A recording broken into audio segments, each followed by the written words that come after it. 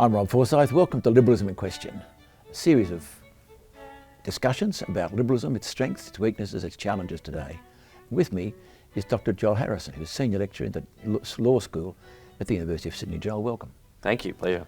Joel, you are a post-liberal. What is a post-liberal?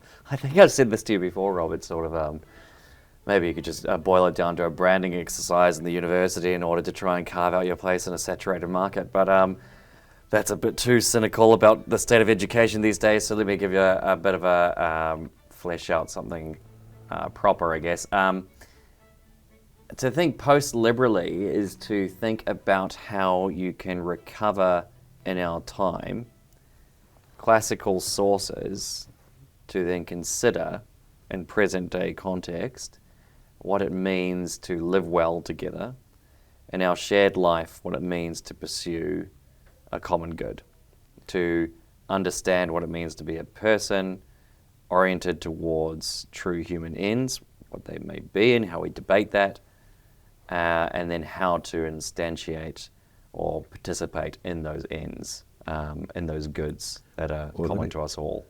I'll put the question another way then. What is post-liberal about that? Post-liberal implies moving on from liberal, yeah, right? And here at the CIS we often see ourselves as very interested in liberalism, classical liberalism. You think we should go past it? Yeah, so I mean, why is that? There's always a bit of an ambiguity when somebody says post-liberal because, you know, it's in the same way when you talk about post-colonial, you're not necessarily saying we get beyond colonialism. You're talking about how we probably are marinated within a liberal democracy and liberal economy and these ideas that have saturated our life in modern world, right? So there's an idea about, well, how do you take ideas, say, of a life of virtue, true human ends and what that means, peaceableness amongst people, seeking some ultimate end together.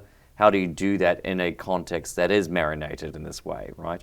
Now, if you're saying then, yes, that's the present you're in, then there's a going beyond or going what comes after. That's the ambiguity, right? What comes after. So there is a challenge as well to what liberalism proposes and whether there can be, in fact, a better way. And so the challenge, in basic terms, I mean, writers will talk about a challenge to a sort of two liberalisms, you know, that are kind of twin poles of the same sort of idea, right? If you get on the left, you might have a sort of welfarist mode of economics in which people are to earn their money, but they'll be taxed in a way that ensures some fairness of distribution, while at the same time there is a free market in ethics, right? Some capacity to pursue your own conception of the good, or some sense of autonomy, especially with respect to one's conception of their own identity, right? And that's sort of a kind of social liberalism. Yeah, that's kind of the broad sweep of that. And then on the other hand, you have where you talk about a right, where you'd say the liberalism there consists of, yes, you might get people talking about traditional values in some sort of loose way about families and so on, but at the same time you have a capitalist economy in which the understanding of the end of that is to pursue either wealth in itself or in which value is abstract and determined by individual choice. So you've got a free market in goods and a free market in ethics, and the way those two things can come together, right? And that's what you see today's progressive liberalism like? Yeah. Free market, as it were, in... Free market in goods, free market in ethics. What's wrong with that? What is wrong with that is that, while there's different levels we could talk about what's wrong with that, we could say whether that creates extreme inequality at an economic level, whether that in fact leaves people happy if your pursuit of value is abstract and determined by your own individual ends.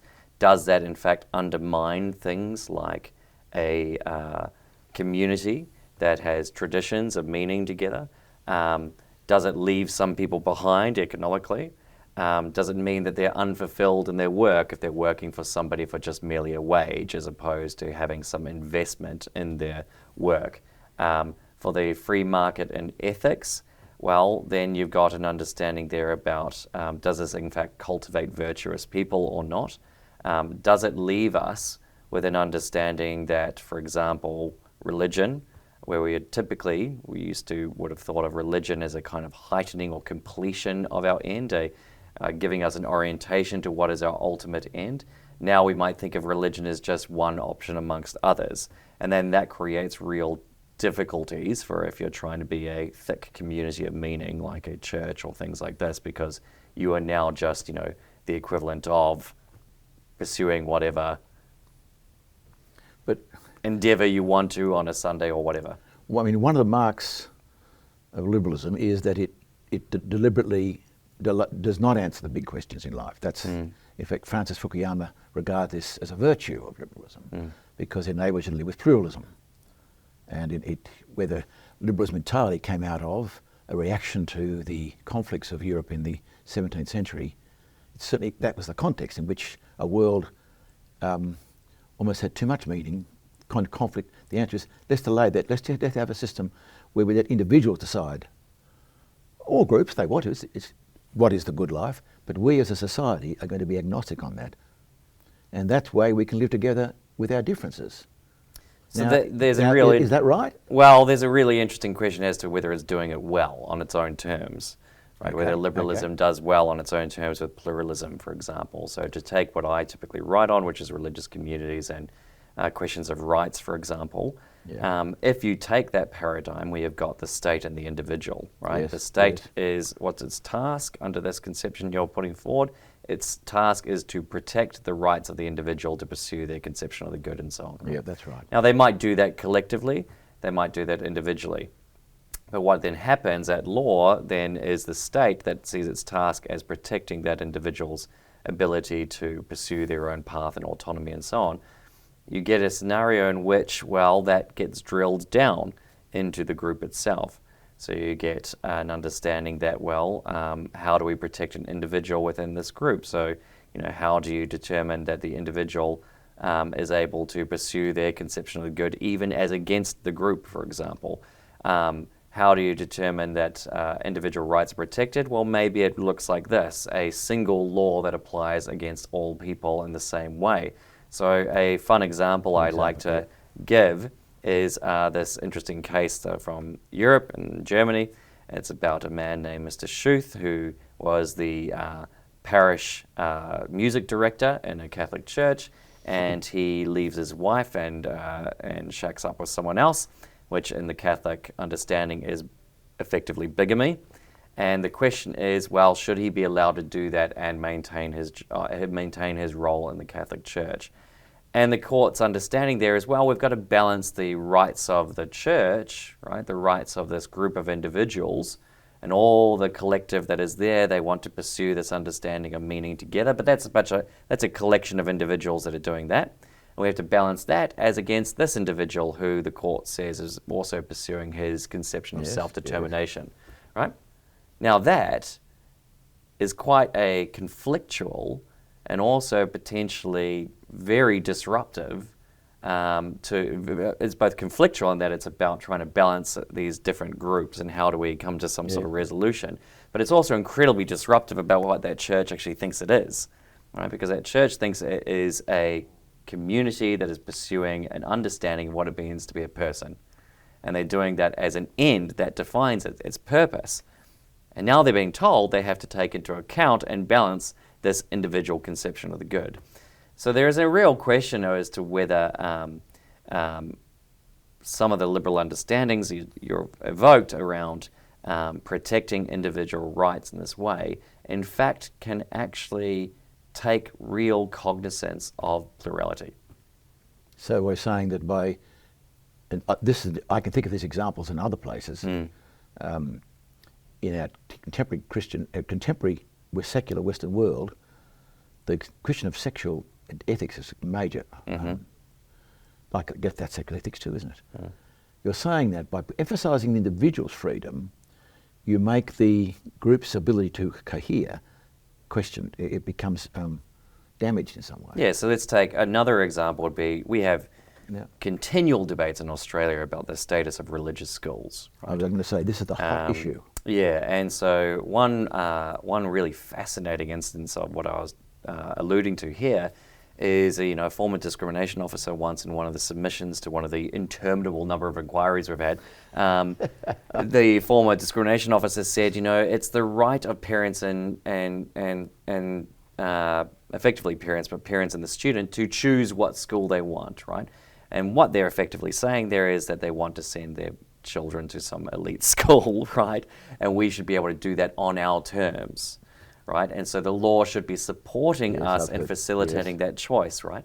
Now that's obviously got very deep problems for a school that is attempting to choose based on an affiliation for the purposes of this shared life in which they're pursuing an understanding of what it means to be human together, is disrupted by the idea that no, in fact, what our body now is a vehicle for the expression of individuals' self-determination, choice, autonomy, which is not, or identity, or however you want to put it. Which may not be the case in this particular community. It's trying to be an explicitly religious community of a certain character. Right, and it's trying to cultivate that not just for itself, but it's actually trying to make a claim into the wider public that this is good, right? And it becomes very difficult to do that if your very self-understanding shifts towards an understanding that you are meant to be facilitating. I see the problem. Does it apply? The two examples are a religious context. Yeah. Does it apply in non-religious? Just critique of yours work in a non-religious context. Can you think of another place? I see how it works in the religious context very clearly. I mean, you could take it into different spheres around, so just as a general matter, what is education for, right? What is education for? Do we see education as providing simply opportunities for students to then exercise their liberty, right? Determine where they're going to take their pathway or something? Or do we see education as a shared enterprise to contemplate what it means to be humans in relationship? In the university, for example, even just employment in a university, I'm always struck by how do we understand our collective purpose together? Do we understand it as, again, just facilitating individuals who are going to go out in the marketplace and do what they want? Or do we see ourselves as a community that is purposed towards some higher goal? So your critique is that liberalism as commonly understood today, is not able really to handle the reality of institutions or communities. Well, there's that, but I mean, and we have to be careful, of course, because when we say liberalism, I mean, in ways we use the heuristics, right? Because we're talking as a generalized matter. And we've found out in this series that it's a very broad term. Right. I mean, very different things. But I mean, if I can then drill into, yes, there's a problem with how do we actually genuinely deal with difference, but at the same time, in parallel, how do we then contemplate and consider together what are our shared purposes? What are our purposes together? What are the goods, or what is the good that we want to pursue together? Now, who is the our in that sentence? Is it the whole of society, or is it groups within society? Well, traditionally, if you go to Aristotle, Aquinas, and so on, you're talking about political community. You, in fact, need a political community for this purpose. So it happens at all levels. We talk about what's the good of education, what's the good of work, what's the good of fellowship together in various contexts, right? But say for Aquinas, he saw it as necessary to contemplate this in political community because that entails a lawmaker, the king. And the king's purpose for Aquinas, for example, and then, this is just pretty common in Christian thought, I think, the king's purpose is to cultivate this, an understanding of what your purpose is, what your end is, and then education into virtue. If you think about law, for example, what's the role of law? It can be multiple things, but it's also it has an educative function, a disciplining function, in the sense not just discipline as punishing, but discipline as informing the person, right? Yeah. So it was understood traditionally that a political community was the height for this contemplation. That's great when you've got a king, when you've got a situation where... We still have a king, Rob. Thank you. Thank you. A king who can actually do things. I mean, today... Your Republican sensibilities now. I'm not, my point is simply we have a king who represents something, but who acts entirely on the advice of his various parliaments and so forth. My question is, doesn't that imply a society where, in effect, church and... There's not the distinction between church and state. There's not the division that we take for granted today, that there is one ideology. It must be the ideology of the entire state. Well, there's multiple Isn't that points what in you're looking there. at? There's multiple points in there. One is about relationship traditional. of church and state. Yeah, but even in a context where you don't have an established church, if we're talking about what has been, if we think about the church itself, what's been its self-understanding and how it's operated in with political authority, it's that it's been exercising a persuasive role in history. It's not necessarily exercising, say, temporal power to pass laws, right? That even now when you read, if you read, say like Pope Francis or something, they're talking about the rightful autonomy of secular jurisdiction, Yes, right? this is to determine laws, but those laws, how are they going to be informed? How are they going to be shaped? What's the purpose of those laws? Our Constitution talks about laws being enacted for peace, order, and good government. So there's I'm not criticising the advising part. It's that you seem to imply that the advice is such that we have a common mind about the common good, and I'm wondering how can this happen without some sense of compulsion? Which was the case in Europe. Well, it was the case in England. I'm an Anglican. I know when the church imposed a certain view of the good on its society, as it did right throughout Christendom. I mean, law does have compulsion to it. I know, but in a liberal society, and we do that anyway. In a liberal society, it doesn't impose on the big questions of life. It doesn't tell you whether God exists. It doesn't tell you what the purpose of life is. I sometimes wonder about this sort of thing, as in this I idea that it doesn't impose. I sometimes wonder about this. I sometimes wonder if we think of imposing at the level of, like you're proposing there is an edict that comes down, everybody must go to worship on a Sunday, right? Something like that. And that's, there's a coercive law that's going on there, right? Now, which once was the case in England, isn't it? Yeah. Now we're talking about, how else does law form the person? So if we have a legal structure now that, rooted in a free market capitalist economy, Yep. right? And people see their job as to buy more investment properties to negative gear so that they can accumulate wealth and pass it on to their children. Is that not forming, or I would say corrosively, their soul, right? Is that not forming a conception of the good life for that person? I see your point. If, in other words, you can't have this neutral space, right? We're already in a domain of that's the question tension and debate and conflict. That's the question I want to ask. Does a liberal society, you're saying, in fact, implicitly does have a view of the good life, it's just a bad view. Right. So that's your claim, right? Yeah, and sometimes you get this distinction between, surely, people surely say... I may run my business, I'm free to trade, but I don't have to have the view that the purpose of life is just to make money.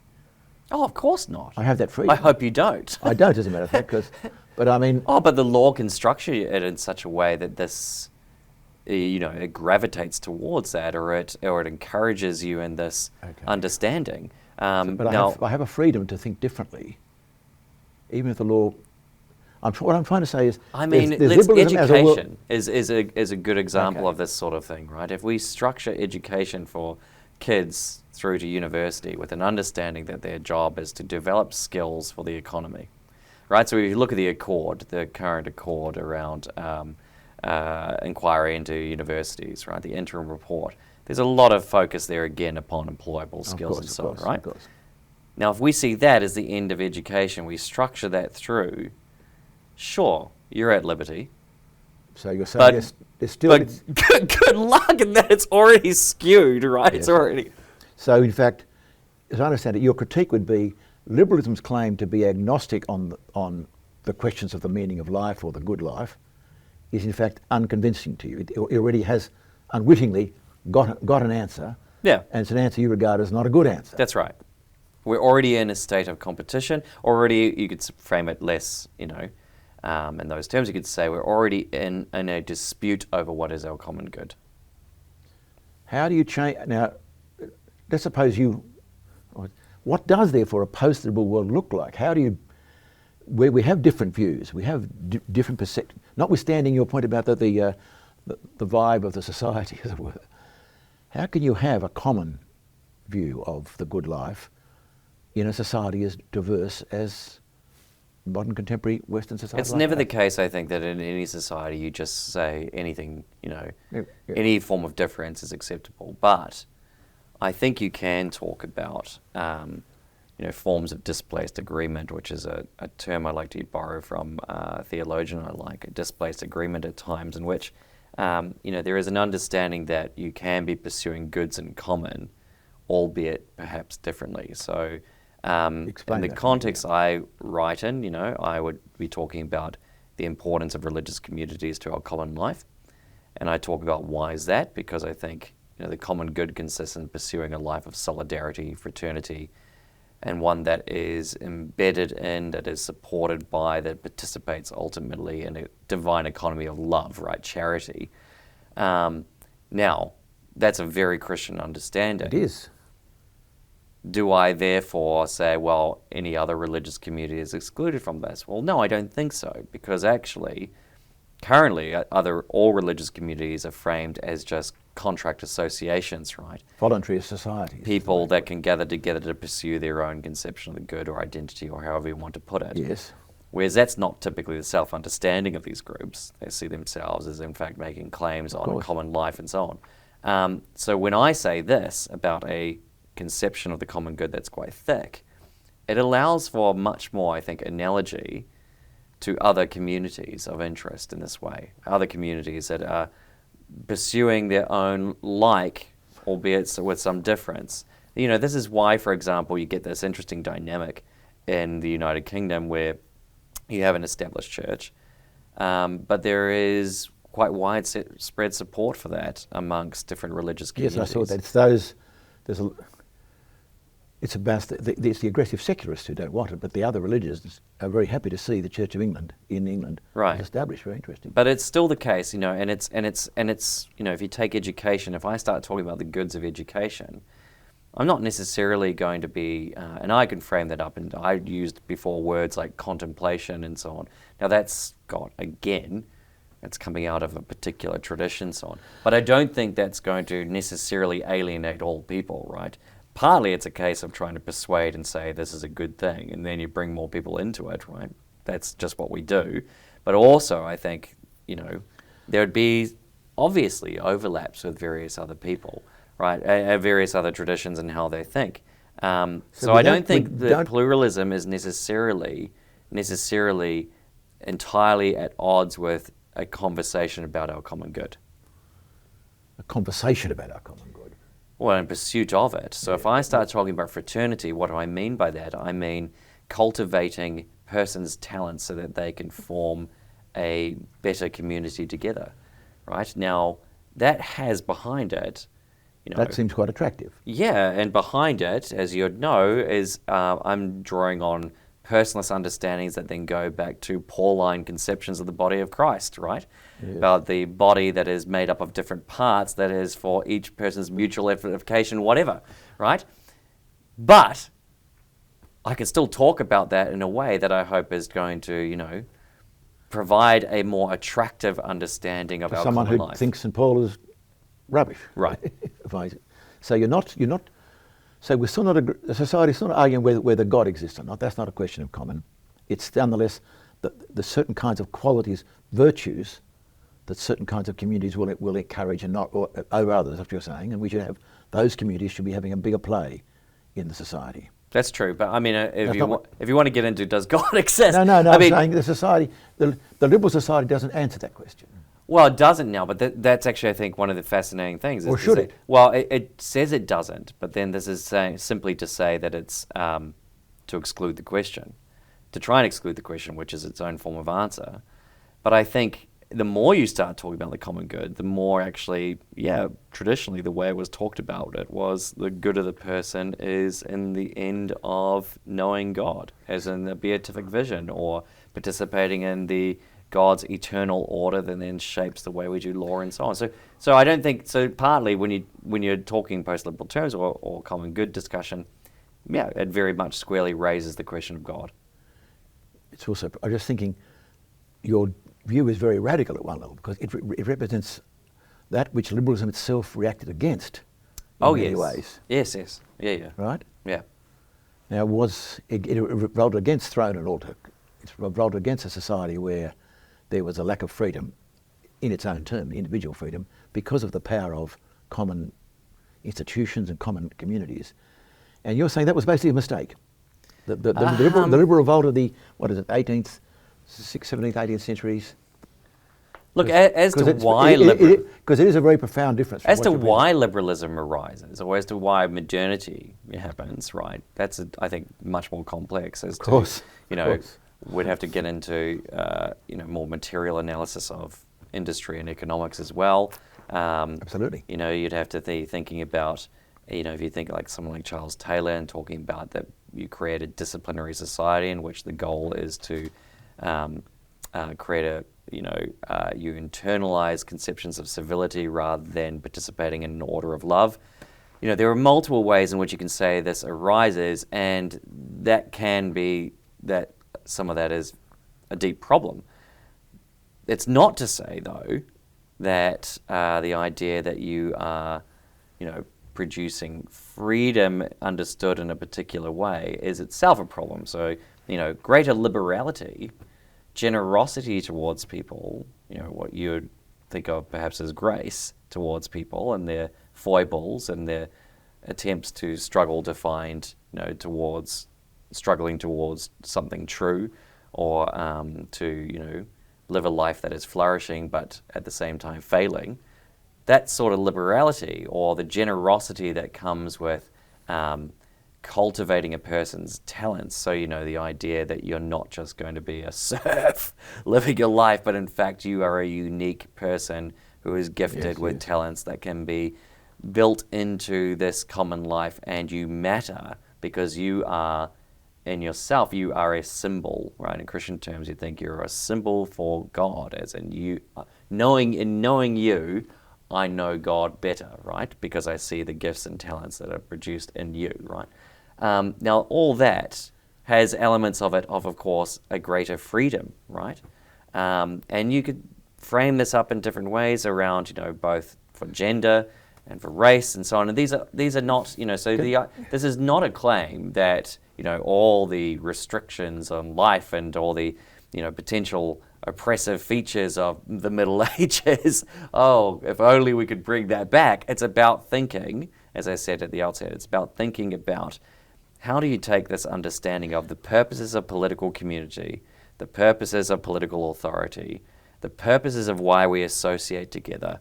How do you take that and think about it afresh now? You've approached this consciously from a Christian point of view. Right? I understand that and share it, as a matter of fact, but do you have to be a Christian or coming from that tradition to get what post-liberalism is about? Is it a uniquely theological enterprise then? There's both a yes and a no there to it, I think, because traditionally speaking, I think common good discussion is, often framed within a natural law tradition, and if you look at someone like Aquinas... That is the belief that these things can be discerned by reason in the appropriate context. But there's an objective order out there. That's right, and the idea of an objective order is when Aquinas says that law is a reasoned ordinance for our common good.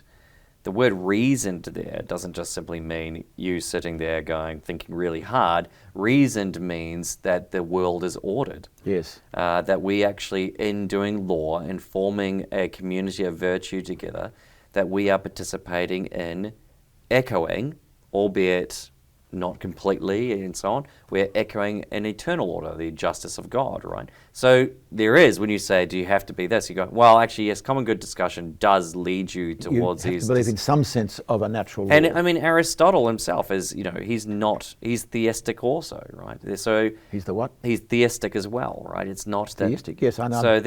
So there is that question, there is that there. But, obviously you get people who are, I think can you be an atheist and a post-liberal? Well, there are people that would be, I think, consider themselves that, right? And they would just be, I think that's an interesting question as to, to what degrees do we always participate in something, right? So, somebody can go this far and no further. And that's fine. As in, I'd want to bring them further. But I think we often are in positions in which we look, I'm with you part of the way, and that part of the way does quite a lot. Let me put my question another way, more personally. You teach at the University of Sydney, a secular university in both senses of the word, not calling winners in the religious world, but also fairly deeply secular in many ways. How do people react then to this talk? with our talk. No, Who your knows? talk. You're assuming people are watching, Rob. No, not this talk. I am assuming that one day. I mean, in a university context, there's a good example of this. Here you are in a university context. Yeah, yeah. You're lecturing students. I assume you Yeah. have some students, and you have colleagues in the School of Law. How do they? Well, there's How different. is there a dialogue in these things in that Academics have context? multiple roles in a university, right?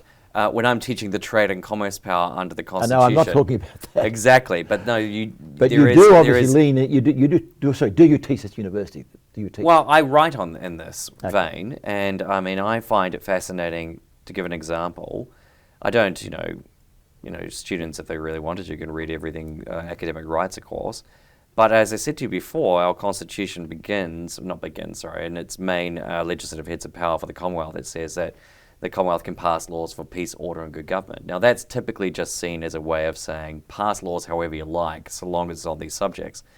But it's a fascinating thing to think, if we just What is take that peace? as a political, what is peace? Yeah, what is law? What is good- order? What is good government? What is good government, right? Often other constitutions talk about the general welfare and these sorts of Yes, things. yes. Now, you get fascinating stuff in our constitution where you say, under these heads of power, you get, for example, at federation, the Commonwealth could pass laws for railways. The Commonwealth could pass laws to borrow money.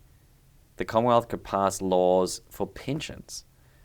Now, this is fascinating because we often think of constitutions about how we limit government, and that's a very liberal constitutionalist mode. So this is where I'm getting around to your point here, right? Because a lot of my writing is saying, let's maybe think differently about constitutionalism, right? Because the general vein of liberal constitutionalism is to think the point of constitutionalism is to limit... protect the individual against the Exactly. government. To limit the government to protect the individual. And to do that, we want to create factions that are going to be fighting against each other, both within the government and external in the society as well, so that ultimately that protects the individual. When actually, traditionally, classically, constitutionalism, you could think of it more like, well, it's about how do we compose ourselves to pursue a shared project. So this is fascinating when you go to the federation context and you see, sure, I'm not saying that the idea of limiting government is bad, but it's not the complete picture. So you go to the federation context and you see these sorts of provisions about railways. Why would you want that? Borrowing, I ask my students this, and they're saying, because it's a new nation. A new nation building railways upon indigenous land. Put that to one side for a moment, but it is this new body that is designed to create it's there to pursue action for the common life of this nation, right? So there is not just constitutionalism there about limiting, but it's about empowering for our common good. So that point, you can start bringing in this richer discussion, and this is what I'm talking about really, richer discussion that has a much longer history to it. So it's not a case of saying to people, we're not dealing with an apologetics group on campus or something here. We're dealing with, what is the nature of constitutionalism? What is the purpose of political authority? What is the purpose of political community? And to then think through, well, there is a much longer sweep of this that engages this kind of thought that, as you mentioned, in some veins, has been the thing that people are working against. But is it worth taking a look again? There's so much more we could talk about. I'm going to end on this question. If Australia was a post-liberal nation, what would be the most obvious difference I would notice? Maybe that king we mentioned would have more power. What would be the most obvious difference? Look, I wouldn't want to say that Australia is, in some terrible state. I don't think I have a. Oh, it's all for the bad in Australia and so on. I think to answer that question, you'd have to have a, greater. You'd want to probably people would answer it from different perspectives. So someone who works in industrial law or industrial politics would talk about. How do we do employment relations, or are we involving ourselves in more mutualist economies, in which workers have much more of an invested say in their production. So it would apply in different places. So you'd have it all that, or education again. I would say, that's what I work in. So I would say, we would think of education in very different ways about how do we contemplate what it means to be a person? Persons in relationship, always in relationship. How do we contemplate what it means to be a person, personhood, so that we can serve a community, right? So I would think in those terms, and I think that would have quite radical difference for, say, universities, schools, and so on. I'd say another point of difference would be, a post-liberal understanding, or, if it is, you talk more about nourishing those communities that are, pursuing fraternity, solidarity, and so on. So we would probably have a much different conversation about the status and importance of our religious communities as well. I was going to say perhaps there'd be less loneliness in the world, because it's a real issue today in Australian society. Mental health issues and loneliness may be an indication of a community, a liberal community, which is, by focusing on the individual the way it has isolated people. I don't know. I'm not trying to answer your questions for you. But I wonder whether... I welcome that intervention, Rob. Thank you very much. I've been speaking to Dr. Joel Harrison from the University of Sydney, in the School of Law, who is a proponent of post-liberalism. I hope you found that as interesting as I have. This is the podcast series, Liberalism in Question, as it has been certainly today. I'm Rob Forsyth. Thank you for watching.